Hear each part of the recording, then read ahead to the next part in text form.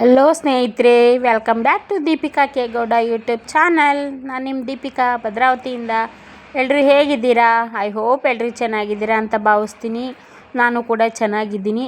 ಹಾಗೇ daily vlog upload ಮಾಡಿ ಆಗಲೇ 3 ಡೇಸ್ ಆಯಿತು. ಅದಕ್ಕೆ ಮುಂಚೆ DIY ಐಡಿಯಾಸ್ದು ವೀಡಿಯೋಸ್ನ ಅಪ್ಲೋಡ್ ಮಾಡಿದ್ದೆ. ಸೊ ಡೈಲಿ ವ್ಲಾಗ್ ಮಾಡೇ ಇರಲಿಲ್ಲ.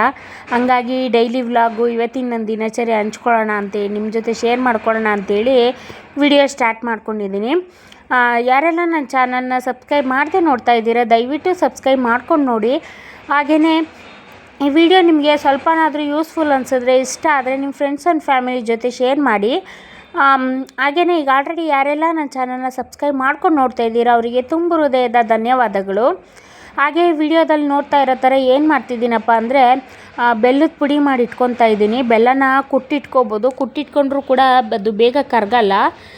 ಸೊ ಹಂಗಾಗಿ ಈ ರೀತಿ ತುರಿದಿಟ್ಕೊಂಡ್ರೆ ಬೇಗ ಕರಗುತ್ತೆ. ನನ್ನ ಮಗ ಯಾವ ಟೈಮ್ನಲ್ಲಿ ಹಾಲು ಕೊಡು ಅಂತ ಕೇಳ್ತಾನೆ ಅಂತ ಗೊತ್ತಾಗಲ್ಲ. ಅವ್ನಿಗೆ ಇಷ್ಟ ಆದಾಗ ಕೇಳ್ತಾನೆ. ಆ ಟೈಮ್ನಲ್ಲಿ ಬೆಲ್ಲ ಎಲ್ಲ ಕರಗಿಸ್ಕೊಂಡು ಇರೋಕ್ಕಾಗಲ್ಲ. ಹಾಲು ಕಾಯಿಸ್ಬಿಟ್ಟು ಅದಕ್ಕೆ ಬೆಲ್ಲ ಹಾಕ್ಬಿಟ್ಟು ಕೊಟ್ಬಿಡ್ಬೋದು. ಸೊ ನಾನು ಆಲ್ಮೋಸ್ಟ್ ಹಾಲು ಎಲ್ಲದಕ್ಕೂ ಬೆಲ್ಲನೇ ಯೂಸ್ ಮಾಡೋದು. ಹಂಗಂತ ಬೆಲ್ಲನೇ ತಿನ್ಬೋದು, ಸಕ್ಕರೆ ತಿನ್ನಬಾರ್ದು, ಬೆಲ್ಲದ ಎಷ್ಟಾದ್ರೂ ತಿನ್ಬೋದು ಅಂತ ಏನಿಲ್ಲ. ಯಾವುದಾದ್ರೂ ಅತಿ ಆದರೆ ಅಮೃತನೂ ವಿಷ ಅಂತಾರಲ್ಲ, ಆ ರೀತಿ ಬೆಲ್ಲ ಯೂಸ್ ಮಾಡ್ಬೋದು. ಅಂದರೆ ಅದನ್ನು ಕೂಡ ಲಿಮಿಟೇಷನಲ್ಲೇ ಯೂಸ್ ಮಾಡಬೇಕು. ಸೊ ಹಂಗಾಗಿ ನಾನೇನು ಜಾಸ್ತಿ ಯೂಸ್ ಮಾಡಲ್ಲ, ಬಟ್ ಯೂಸ್ ಮಾಡೋ ಟೈಮ್ನಲ್ಲಿ ಸಕ್ಕರೆ ಬದಲು ಬೆಲ್ಲ ಯೂಸ್ ಮಾಡ್ತೀನಿ. ಹಂಗಾಗಿ ಇದು ತುರಿದಿಟ್ಕೊಂಡ್ರೆ ಟೈಮು ಸೇವ್ ಆಗುತ್ತೆ, ಹಾಗೆ ಗ್ಯಾಸ್ ಕೂಡ ಉಳಿಯುತ್ತೆ. ನಮಗೆ ಫ್ರೀ ಇದ್ದಿದ್ದ ಟೈಮಲ್ಲಿ TV ಏನಾದರೂ ಸುಮ್ಮನೆ ಕೂತಿರೋದೋ, ಏನು ಮಲ್ಕೊಳ್ಳೋದೋ ಈ ರೀತಿ ಮಾಡ್ತೀವಲ್ಲ, ಆ ಟೈಮ್ನಲ್ಲೇ ಈ ರೀತಿ ತುರಿದಿಟ್ಕೊಂಡ್ಬಿಟ್ರೆ ನಮ್ಮ ಅರ್ಜೆನ್ಸಿ ಅಥವಾ ಎಮರ್ಜೆನ್ಸಿ ಟೈಮಿನ ಕೆಲಸಗಳಲ್ಲಿ ಇದು ಬೇಗನೆ ಯೂಸ್ ಆಗುತ್ತೆ. ಪುಡಿ ಮಾಡಿ ಅಂದರೆ ಕುಟ್ಟಿಟ್ಕೊಂಡ್ರೂ ಕೂಡ ಕೆಲವೊಂದು ಬೆಲ್ಲ ಬೇಗ ಅಂದರೆ ಉಂಡುಂಡೆ ಟೈಪ್ ಇರುತ್ತಲ್ಲ, ಅದು ಬೇಗ ಕರಗಲ್ಲ. ಸೊ ಈ ರೀತಿ ತುರಿದಿಟ್ಕೊಂಡ್ರೆ ಬೇಗ ಕರಗುತ್ತೆ. ಲೋಟದ ಜಸ್ಟ್ ಹಾಲು ಬಿಸಿ ಮಾಡಿಕೊಂಡ್ರೆ ಸಾಕು, ಕರಗೋಗುತ್ತೆ. ಸೊ ನಾನು ಹಾಲು ಪಾಯಸ ಆಲ್ಮೋಸ್ಟ್ ಹಾಲು ಎಲ್ಲದಕ್ಕೂ ನಾನು ಬೆಲ್ಲನೇ ಯೂಸ್ ಮಾಡೋದು. ಇನ್ನು ಆರ್ಗ್ಯಾನಿಕ್ ಬೆಲ್ಲ ಅಂತೇಳಿ ಪುಡಿ ಬರುತ್ತಲ್ಲ, ಕೆಲವೊಂದು ಟೈಮ್ ಅದು ತಂದ್ಕೊತೀನಿ. ಅದು ತಂದ್ಕೊಂಡಾಗ ಈ ರೀತಿ ಏನು ಮಾಡ್ಕೊಳಕ್ಕೆ ಹೋಗಲ್ಲ. ಸೊ ಈಗ ಅದು ಇರಲಿಲ್ಲ, ಸೊ ಹಂಗಾಗಿ ಈ ರೀತಿ ಮಾಡಿಕೊಂಡೆ. ಹಾಗೆ ಇವತ್ತಿನ ಸಿಂಪಲ್ಲಾಗಿ ಒಂದು ರಂಗೋಲಿ ಬಿಡಿಸ್ಕೊಂಡಿದ್ದೀನಿ, ನೋಡ್ಕೊಂಬಂದ್ಬಿಡಿ.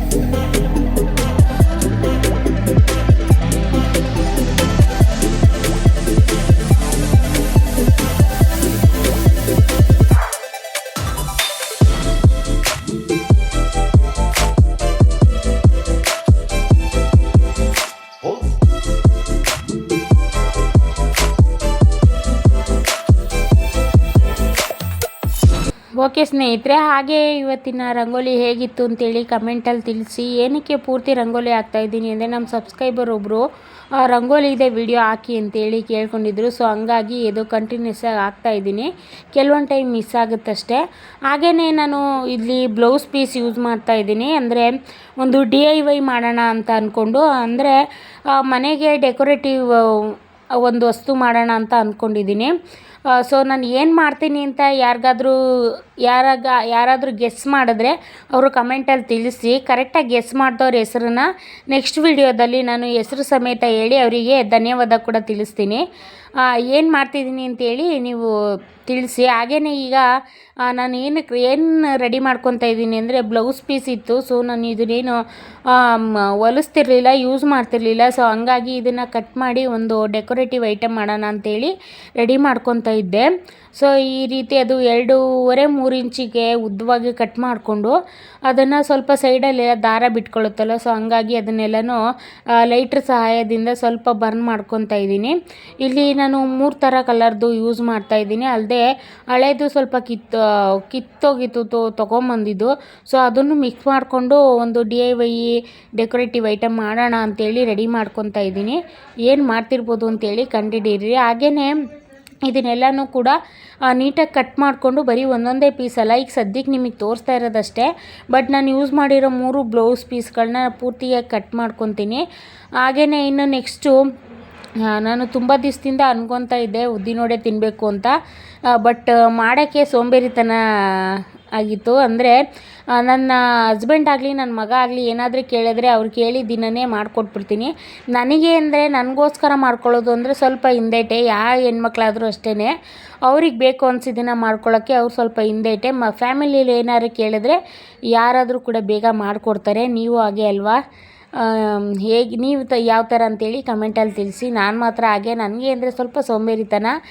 ಫ್ಯಾಮಿಲಿಗೆ ಅಂದರೆ ಬೇಕಾದರೆ ಮಾಡಿಕೊಡ್ತೀನಿ. ಸೊ ಇದು ಹೋಟೆಲ್ ಸ್ಟೈಲ್ನಲ್ಲಿ ಚಟ್ನಿ ಮಾಡ್ಕೊತಾ ಇದ್ದೀನಿ, ಶೇಂಗಾ ಕಡಲೆ ಚಟ್ನಿ. ತುಂಬಾ ಚೆನ್ನಾಗಿರುತ್ತೆ ಉದ್ದಿನವಡೆ ಕಾಂಬಿನೇಷನಿಗೆ. ಸೊ ಹಂಗಾಗಿ ರೆಡಿ ಮಾಡ್ಕೊತಾ ಇದ್ದೆ. ಏನಿಲ್ಲ, ಕಡಲೆ ಬೀಜ, ಹಸಿಮೆಣಸನ್ನ ಎಲ್ಲ ಸ್ವಲ್ಪ ಹುರ್ಕೊಂಡು ನಂತರ ಅದಕ್ಕೆ ಕಾಯಿ, ಒಂಚೂರು ಮೆಣಸು, ಜೀರಿಗೆ, ಹಾಗೆ ಕೊತ್ತಂಬರಿ, ಪುದೀನ, ಬೆಳ್ಳುಳ್ಳಿ, ಶುಂಠಿ, ಉಪ್ಪು ಇದಿಷ್ಟನ್ನು ಹಾಕಿ ಫೈನ್ ಪೇಸ್ಟ್ ಮಾಡ್ಕೋಬೇಕು. ತುಂಬಾ ಚೆನ್ನಾಗಿರುತ್ತೆ ಚಟ್ನಿ ಮಾತ್ರ. ಫೈನ್ ಪೇಸ್ಟ್ ಮಾಡ್ಕೊಂಡಾದಮೇಲೆ ನಂತರ ಅದಕ್ಕೆ ಸ್ವಲ್ಪ ಕಡಲೆಬೇಳೆ, ಹಾಗೆಯೇ ಸಾಸಿವೆ, ಸ್ವಲ್ಪ ಜೀರಿಗೆ, ಹಾಗೆ ಒಂದು 7-8 ಕರಿಬೇವಿನ ಸೊಪ್ಪು ಇದಿಷ್ಟನ್ನು ಹಾಕ್ಕೊಂಡು ಚೆನ್ನಾಗಿ ಫ್ರೈ ಮಾಡಿ ಒಗ್ಗರಣೆ ಕೊಟ್ಕೊಂಡ್ಬಿಟ್ರಂತೂ ಚಟ್ನಿ A1. ಹೋಟ್ಲ್ ಸ್ಟೈಲ್ಗಿಂತ ನೀವು ಮಾಡಿದ್ದೇ ಚೆನ್ನಾಗಿದೆ ಅಂತ ಅಂತೀರಾ. ನೀವು ಕೂಡ ಒಮ್ಮೆ ಮನೇಲಿ ಟ್ರೈ ಮಾಡಿ. ಆ್ಯಕ್ಚುಲಿ ಉದ್ದಿನವಡೆಗೆ ಚಟ್ನಿ ಇದ್ರೇ ಚೆಂದ. ಹಾಗೆ ಪ್ಲೈನ್ ತಿಂದರೆ ಅಷ್ಟೊಂದು ಇಷ್ಟ ಆಗಲ್ಲ. ಅಲ್ಲದೆ ಇವತ್ತು ನಾನು ಮಾಡ್ತಾಯಿರೋ ಉದ್ದಿನವಡೆ ಯಾವುದಂದರೆ ಪ್ಲೈನ್ ಉದ್ದಿನವಡೆ ಅಲ್ಲ, ಇದು ಮಸಾಲ ಉದ್ದಿನವಡೆ. ಅಂದರೆ ಮಸಾಲ ಉದ್ದಿನವಡೆ ಅಂದರೆ ಕಡಲೆಬೇಳೆ ಏನು ಯೂಸ್ ಮಾಡ್ತಿಲ್ಲ ನಾನು, ಉದ್ದಿನಬೇಳೆನೇ ಮಸಾಲ ವಡೆ ಮಾಡ್ತಾಯಿದ್ದೀನಿ. ಯಾವ ರೀತಿ ಮಾಡೋದು ಅಂತ ನೀವು ನೋಡ್ಕೊಳ್ಳಿ. ಹಾಗೆಯೇ ನೀವು ಕೂಡ ಮನೇಲಿ ಒಮ್ಮೆ ಟ್ರೈ ಮಾಡಿ, ತುಂಬಾ ಸಖತ್ತಾಗುತ್ತೆ. ಪ್ಲೈನಾಗಿ ಉದ್ದಿನವಡೆ ಮಾಡ್ಕೊಂಡು ತಿಂದರೆ ಅದು ಮಾಮೂಲಿ ಬೋರ್ ಅಂತ ಅನಿಸುತ್ತೆ. ಈ ರೀತಿ ಒಮ್ಮೆ ಟ್ರೈ ಮಾಡಿದ್ರೆ ನಿಮಗೂ ಕೂಡ ತುಂಬಾ ಇಷ್ಟ ಆಗುತ್ತೆ. ಇನ್ನು ಚಟ್ನಿಗೂ ಕೂಡ ಒಗ್ಗರಣೆ ಕೊಟ್ಕೊಂಡೆ, ತುಂಬಾ ಚೆನ್ನಾಗಾಗಿತ್ತು ಚಟ್ನಿ ಕೂಡ. ಸೊ ಉಪ್ಪು ಎಲ್ಲ ಕರೆಕ್ಟಾಗಿ ಹಾಕಿದ್ದೆ ಮೆಜರ್ಮೆಂಟಲ್ಲಿ. ಸೊ ಇನ್ನು ಸಂಜೆ ಸ್ವಲ್ಪ ಇಡ್ಲಿಗೆಲ್ಲ ಉನಿ ಹಾಕಿದ್ನಲ್ಲ, ಆ ಟೈಮ್ನಲ್ಲೇ ಉದ್ದಿನಬೇಳೆನೂ ಕೂಡ ಉನಿ ಹಾಕಿದ್ದೆ. ಸೊ ಉದ್ದಿನಬೇಳೆನೂ ಕೂಡ ರುಬ್ಬಿಟ್ಟಿದ್ದೀನಿ. ಇನ್ನು ಸಂಜೆ ಸ್ನ್ಯಾಕ್ಸಿಗೆ ಅಂತೇಳಿ ಮಾಡ್ಕೊತಾ ಇದ್ದೆ. ಹಾಗೆ ಅದಕ್ಕೆ 2 ಸ್ಪೂನಷ್ಟು ಅಕ್ಕಿ ಹಿಟ್ಟು ಕೂಡ ಹಾಕ್ಕೊಂಡಿದ್ದೀನಿ. ಅಕ್ಕಿ ಹಿಟ್ಟು ಹಾಕ್ಕೊಂಡ್ರೆ ಗರಿಗರಿಯಾಗಿರುತ್ತೆ. ಇನ್ನು ಹಾಗೆ ಸ್ವಲ್ಪ ಅದಕ್ಕೆ ಮೆಣಸಿನಕಾಳು ಹಾಕ್ಕೋಬೋದು. ಮೆಣಸಿನಕಾಳು ಹಾಗೆ ಕೂಡ ಹಾಕ್ಕೋಬೋದು. ನನ್ನ ಮಗನಿಗೂ ಮಾಡ್ತಾ ಇರೋದ್ರಿಂದ ನಾನು ಪುಡಿ ಮಾಡಿ ಹಾಕ್ಕೊತಾ ಇದ್ದೀನಿ. ಮಕ್ಳಿಗೆ ಮಾಡೋ ಟೈಮಲ್ಲಿ ಪುಡಿನೇ ಸೇರಿಸ್ಕೊಂಡ್ರೆ ತುಂಬ ಒಳ್ಳೆಯದು. ಇನ್ನು ನೀವೇ ದೊಡ್ಡವರೇ ತಿಂತೀರಾ ಅನ್ನೋದಾದರೆ ಉಂಡುಂಡೆನೇ ಹಾಕ್ಕೊಂಡ್ರೆ ನಡೀಗುತ್ತೆ. ಬಟ್ ನನಗೂ ಉಂಡೆ ಹಾಕ್ಕೊಂಡ್ರೆ ಅಷ್ಟೊಂದು ಇಷ್ಟ ಆಗಲ್ಲ. ಸೊ ಅದಕ್ಕೆ ಈಗ ನಾನು ಪುಡಿ ಮಾಡಿ ಹಾಕ್ಕೊಂಡಿದ್ದೀನಿ. ಇನ್ನು ಅದಕ್ಕೆ ಒಂದು ದಪ್ಪದಾಗಿರೋಂಥ ಈರುಳ್ಳಿನ ಸಣ್ಣದಾಗಿ ಹೆಚ್ಕೊಂಡು ಹಾಕ್ಕೊಂಡಿದ್ದೀನಿ. ಹಾಗೆಯೇ ಕಾಯಿನ ಸಣ್ಣದಾಗಿ ಹೆಚ್ಚಿ ಹಾಕ್ಕೊತಾ ಇದ್ದೀನಿ. ಹಾಗೆ ಮೆಣಸಿನ್ಕಾಯಿ ತುಂಬ ಹಾಕ್ಕೊಂಡಿದ್ದೀನಿ ಅನ್ಕೋಬೇಡಿ, ಇದೊಂದು 3-4 ಹಾಕಿದ್ದೀನಿ. ಬಟ್ ಇದು ಖಾರ ಇಲ್ಲ, ಹಂಗಾಗಿ ಮೆಣಸು ಸ್ವಲ್ಪ ಜಾಸ್ತಿ ಹಾಕಿದ್ದೀನಿ. ಹಾಗೆ ರುಚಿಗೆ ತಕ್ಕಷ್ಟು ಉಪ್ಪನ್ನು ಕೂಡ ಹಾಕ್ಕೊಂಡು ನೀಟಾಗಿ ಮಿಕ್ಸ್ ಕೊಟ್ಕೋಬೇಕು. ತುಂಬಾ ಚೆನ್ನಾಗಾಗುತ್ತೆ ಈ ವಡೆ ಮಾತ್ರ, ಸೂಪರ್ಬಾಗುತ್ತೆ. ಇದು ಅಪ್ಪಿತಪ್ಪಿ ನಿಮ್ಗೆ ಏನಾದ್ರು ತೆಳು ಅಂತ ಅನಿಸಿದ್ರೆ ಯಾರು ರುಬ್ಬಬೇಕಾದ್ರೆ ಅದು ಬೇಗ ರುಬ್ಬಲ್ವಲ್ಲ, ಅವಾಗ ನೀರು ಹಾಕ್ಕೊಂಬಿಟ್ಟಿರ್ತೀರ. ಸೊ ಹಂಗಾಗಿ ಅದೇನಾದ್ರು ತೆಳು ಅನಿಸಿದ್ರೆ ಸ್ವಲ್ಪ ಅಕ್ಕಿ ಹಿಟ್ಟು ಆ್ಯಡ್ ಮಾಡ್ಕೊಳ್ಳಿ, ಅವಾಗ ಗಟ್ಟಿ ಆಗುತ್ತೆ. ಗಟ್ಟಿ ಆದಾಗ ನಿಮ್ಗೆ ಹಾಕೋಕ್ಕೂ ಈಸಿ ಆಗುತ್ತೆ. ಸೊ ನಂದು ಕರೆಕ್ಟಾಗಿತ್ತು. ಇನ್ನು ನಾನು ಹಾಗೆ ಪಕ್ಕದಲ್ಲಿ ಎಣ್ಣೆ ಕೂಡ ಕಾಯ್ಲಿಕ್ಕೆ ಇಟ್ಕೊಂಡಿದ್ದೆ ಸಂಜೆ ಸ್ನ್ಯಾಕ್ಸಿಗೆ ಅಂತೇಳಿ. ಇನ್ನು ನನ್ನ ಹಸ್ಬೆಂಡ್ ಬರೋ ಟೈಮ್ಗೂ ಸರಿ ಹೋಗುತ್ತೆ ಅಂತೇಳಿ.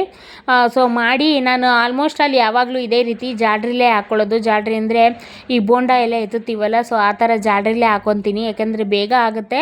ಅಲ್ಲದೆ ನೀಟಾಗಿ ಕೂಡ ಬರುತ್ತೆ ಅಂತೇಳಿ. ನೋಡಿ ಈ ರೀತಿ ರೌಂಡ್ ಶೇಪಲ್ಲೇ ಬಂದಿದೆ. ತುಂಬಾ ಚೆನ್ನಾಗಾಗಿತ್ತು ಉದ್ದಿನವಡೆ ಮಾತ್ರ, ತುಂಬಾ ಟೇಸ್ಟಿಯಾಗಿ ಬಂದಿತ್ತು. ನಿಮ್ಗಳಿಗೂ ಯಾರಿಗಾದ್ರೂ ಉದ್ದಿನವಡೆ ಹಾಕಕ್ಕೆ ಬರಲಿಲ್ಲ ಅಂದರೆ ಈ ಟಿಪ್ ಯೂಸ್ ಮಾಡ್ಬೋದು. ಈಗ ಆಲ್ಮೋಸ್ಟ್ ಅಲ್ಲಿ ಉದ್ದಿನವಡೆ ಮಾಡೋಕ್ಕೆ ಮಿಷಿನ್ಗಳು ಕೂಡ ಬಂದಿದೆ. ನಾವು ಯಾವಾಗಲೂ ಅಪರೂಪಕ್ಕೆ ಒಂದು ಸಲ ಮಾಡೋದಕ್ಕೆ ಮಿಷಿನ್ಗೆ ಬೇರೆ ಬಂಡವಾಳ ಹಾಕಬೇಕು. ಅದ್ರ ಬದಲು ಮನೇಲಿ ಇರೋದ್ರಲ್ಲೇ ಈ ರೀತಿ ಮನೇಲಿರೋ ಐಟಮ್ನಲ್ಲೇ ಈ ರೀತಿ ಯೂಸ್ ಮಾಡಿಕೊಂಡು ನಾವು ಮಾಡಿಕೊಂಡ್ರೆ ಚೆನ್ನಾಗಿರುತ್ತಲ್ವ. ಸುಮ್ಮನೆ ವೇಸ್ಟ್ ಬಂಡವಾಳ ಹಾಕೋದಕ್ಕಿಂತ ನೋಡಿ ಈ ರೀತಿಯಾಗಿ ಸೂಪರ್ಬಾಗಿ ಬಂದಿತ್ತು. ಈಗ ನಾನು ಕೂಡ ಸರ್ವ್ ಮಾಡ್ಕೊತಾ ಇದ್ದೀನಿ. ಇದು ಈವ್ನಿಂಗ್ ಸ್ನ್ಯಾಕ್ಸ್ ಅಂತ ಹೇಳಿ ಮಾಡ್ಕೊಂಡಿದ್ದೆ. ತುಂಬಾ ಚೆನ್ನಾಗಾಗಿತ್ತು. ಸೊ ಹಂಗಾಗಿ ತುಂಬ ರುಚಿಯಾಗಿತ್ತು. ಸೊ ಇದಾಗಿತ್ತು ಇವತ್ತಿನ ಈ ವಿಡಿಯೋ ನಿಮ್ಗೆ ಇಷ್ಟ ಆದರೆ ಯೂಸ್ಫುಲ್ ಅನಿಸಿದ್ರೆ ಮರೀದೆ ಲೈಕ್ ಮಾಡಿ. ಹಾಗೆ ನಿಮ್ಮ ಫ್ರೆಂಡ್ಸ್ ಆ್ಯಂಡ್ ಫ್ಯಾಮಿಲಿ ಜೊತೆ ಎಲ್ಲ ಶೇರ್ ಮಾಡಿ. ಸ್ವಲ್ಪನಾದರೂ ಇಷ್ಟ ಆದರೆ ಲೈಕ್ ಮಾಡಿ. Thanks for watching. ಸಿಗೋಣ ನೆಕ್ಸ್ಟ್ ವಿಡಿಯೋದಲ್ಲಿ. Stay tune.